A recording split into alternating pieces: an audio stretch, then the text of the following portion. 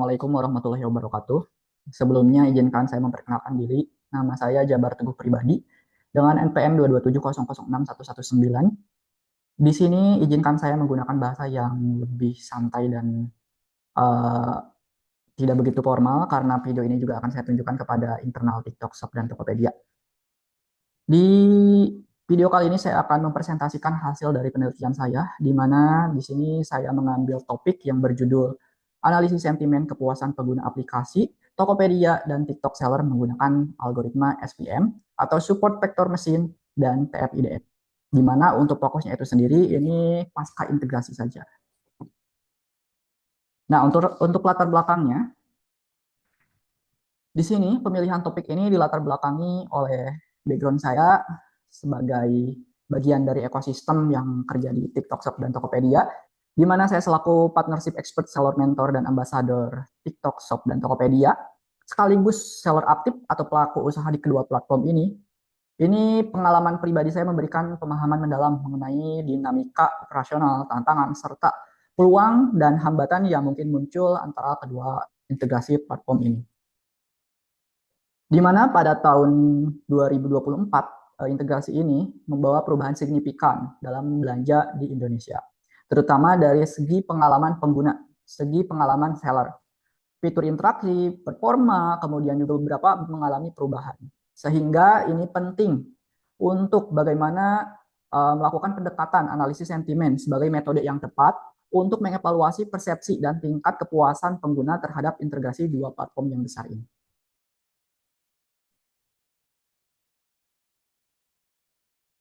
Profil saya kemudian ini untuk latar belakangnya.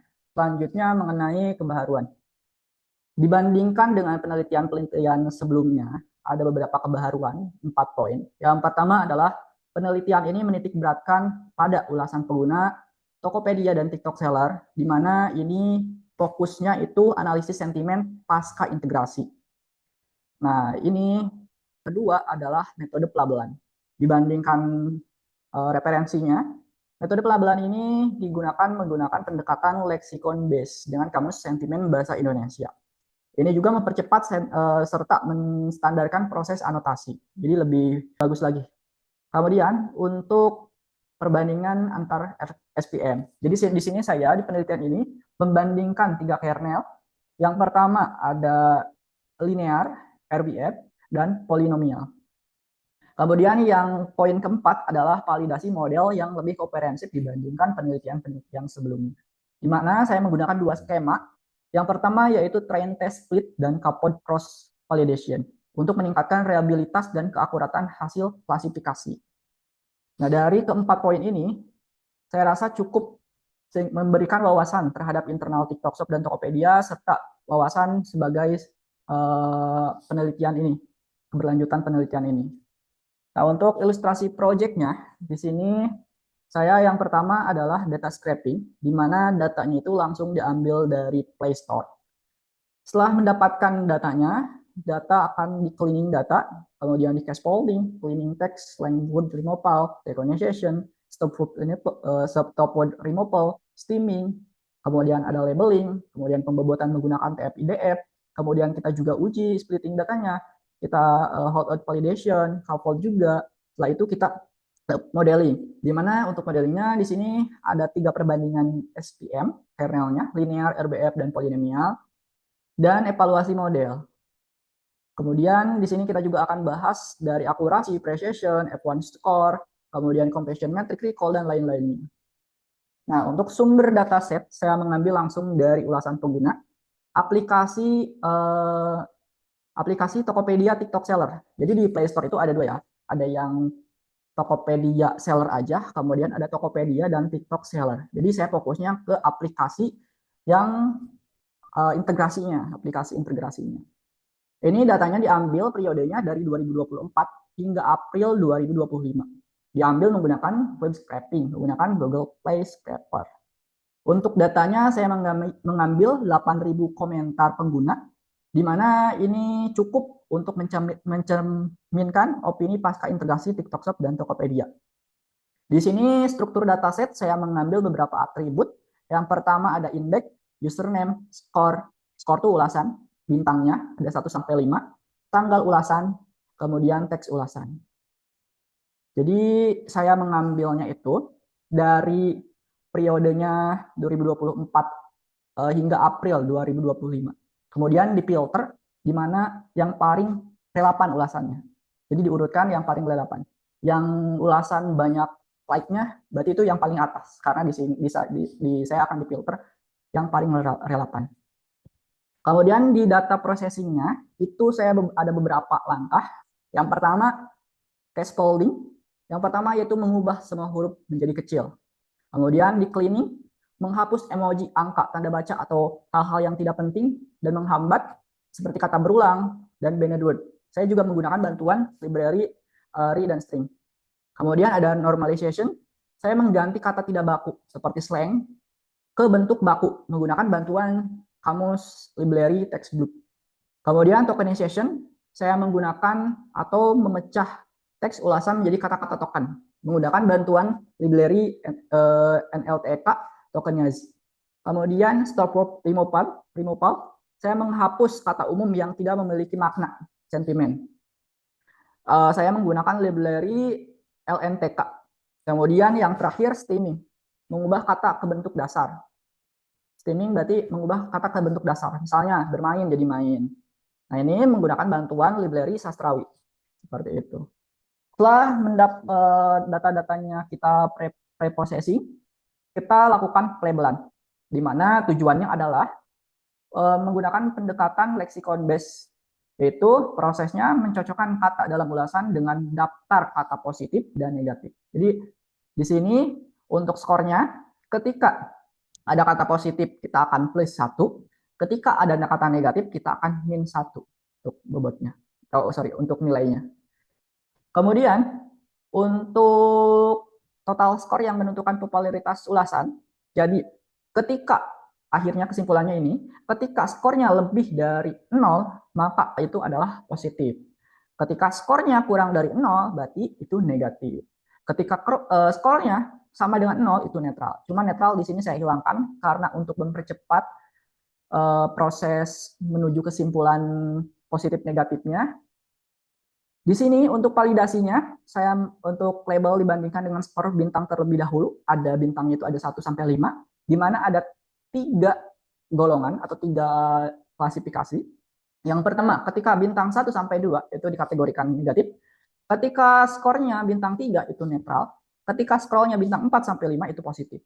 Contohnya, saya tidak suka aplikasi ini. Berarti ini terhitung negatif 10. Seperti itu. Nah, untuk hasil dari pelabelan ini, di mana bisa dilihat bahwa kata positif lebih rendah proporsinya dibandingkan kata negatif. Dan kata negatif paling tinggi, di mana mencapai 2156 dan positif 1321.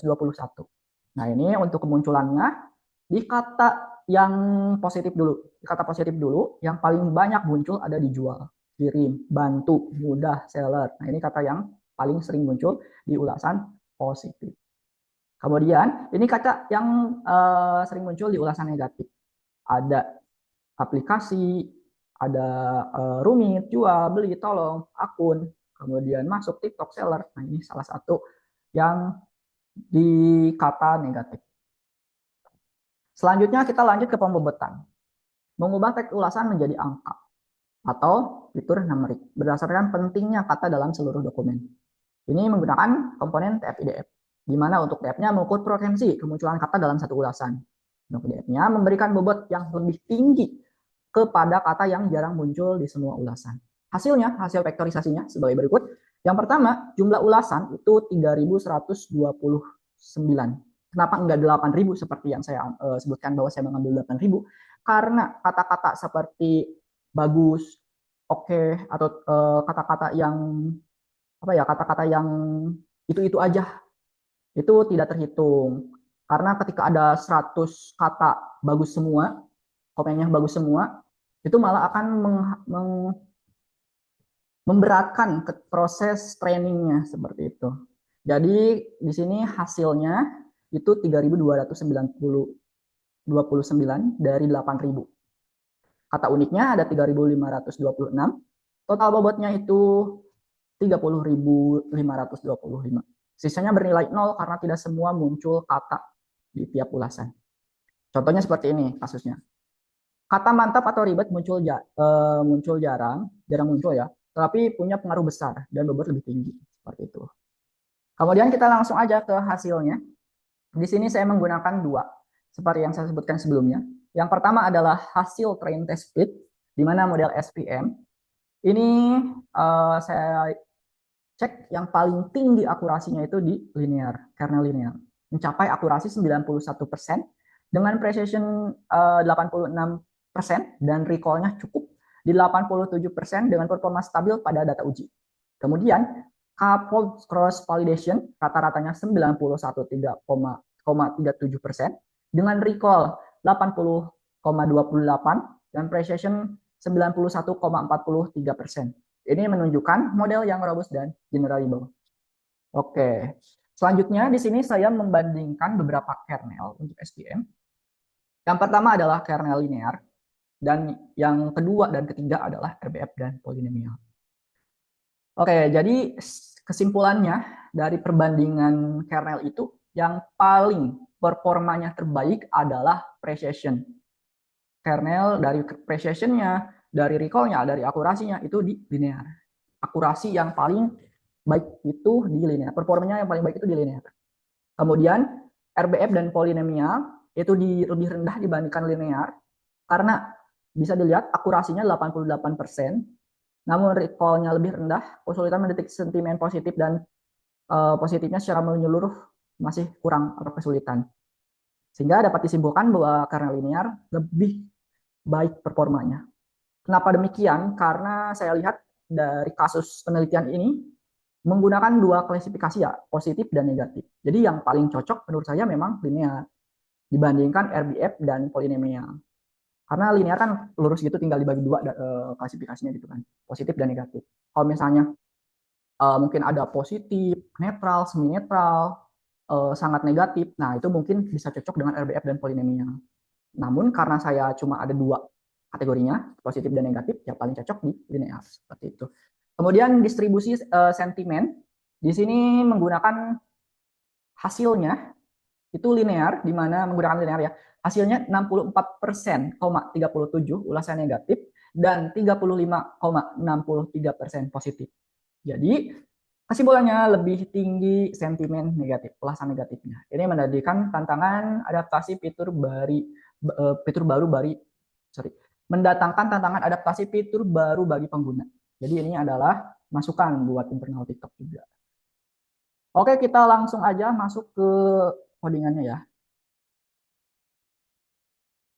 Nah, di sini nah ini untuk referensinya. Nah, ini untuk codingannya. Nah, yang pertama ada linear, kemudian ada poly, dan kemudian ada RDF. Di sini saya akan langsung aja ya, untuk hasilnya kan sudah disebutkan sebelumnya, kita lihat perbedaan antar kernel. Nah, untuk kernel di linear bisa dilihat seperti ini. Hasil akhirnya 65, 69, ini kan di runtime lagi ya. Jadi mungkin karena ada ulasan baru yang masuk, maka hasilnya akan update lagi. Nah, ini untuk akurasi dan recall. Jadi di laporan dan di presentasi itu recall terbaru, dan ini kalau runtime lagi hasilnya akan beda lagi. Kenapa? Karena kan ada ulasan baru tiap detik, tiap menitnya mungkin ya di Play Store-nya. Nah, ini untuk analisis poly, kemudian ini untuk yang kernel RBF. Jadi dapat disimpulkan bahwa analisis sentimen di Play Store untuk saat ini masih banyak sentimen negatif seperti itu. Baik, saya tutup. Mohon maaf bila ada kesalahan dalam bertutur kata ataupun materi yang belum tersampaikan baik. Mohon maaf bila ada kesalahan dan kekurangan. Wabillahi taufiq wal hidayah. Wassalamualaikum warahmatullahi wabarakatuh.